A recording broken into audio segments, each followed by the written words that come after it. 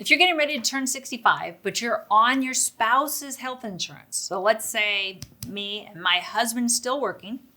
He wants to work, I don't know how long, but I don't want to work anymore. I want to go on Medicare. Do I want to go on Medicare, or should I stay on his group health plan? Most clients, I would say 99% of clients, assume that it's better to stay on my husband's group health insurance because it's where I've been forever, right? No, it's not necessarily better. It's not necessarily better coverage, and it's not necessarily a better price.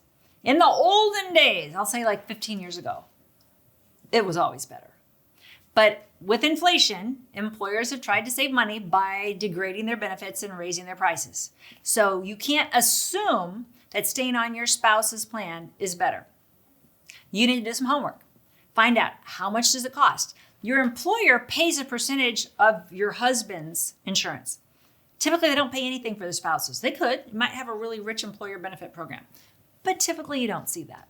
So your husband is paying 100% of your coverage, and it goes up a lot based on your age. So at 65, he could be paying $500, $600, $700 a month for you, which is not necessarily bad. How good's the insurance? Does it have a $100 deductible? Used to see that all the time. Or does it have a $1,000, $2,000, $3,000 or higher deductible? You're seeing that more and more. So what you want to do is you want to find out how much it costs to stay on the plan, what is the deductible, what is a copay to see a doctor, and are there any extras? Does it have some great dental benefits? Does it have something extra there? Typically, you're not seeing that very much anymore.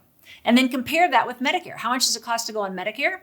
The average person in 2023 will pay $165 a month. A Medicare Supplement Plan G, for me, a woman turning 65, let's say any state, not New York or Florida, I could get a Plan G, which is considered the premium plan, for under $120 a month, maybe as low as $100 a month. So $165 for Part B, $100, we're at $265. Add a drug plan on, we're at $300. $300. That's with a deductible of $266. So if to stay on your spouse's plan costs more than $300, has a deductible more than $266, you're probably better off on Medicare, signing up for Medicare Part B and supplementing it with a Medicare supplement. So don't assume just because you can stay on your spouse's plan that it's cheaper and or better. What I'm seeing is about 50% of the time. So you do your homework. You go find out how much it costs to stay on the plan, what the deductible is, what the copay is to see a doctor, and any of the extras. Make an appointment with us, the Medicare Family. We will tell you how much it would cost for you to buy a Medicare Supplement Plan G or N or Medicare Advantage, whatever you're looking for as an alternative to your group plan, and help you make that comparison and make that decision. Now, this year we might say, you know what? You should stay on your spouse's plan. It's better. You're like, oh, thank God. I don't have to do anything, right? But you have to do the same exercise every year because every year your employer will change their health insurance.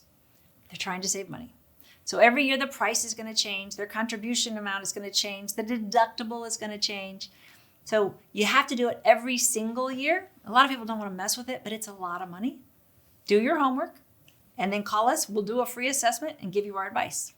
If you like this video, you might really like this video. Check it out. And we'd appreciate if you subscribe to our channel so you never miss a great video. We put out one every week. Check in the description below this video for a link to our cheat sheet on Social Security and Medicare. And you can also give us a comment if you have a specific question. Always feel free to call us or email us at the Medicare Family.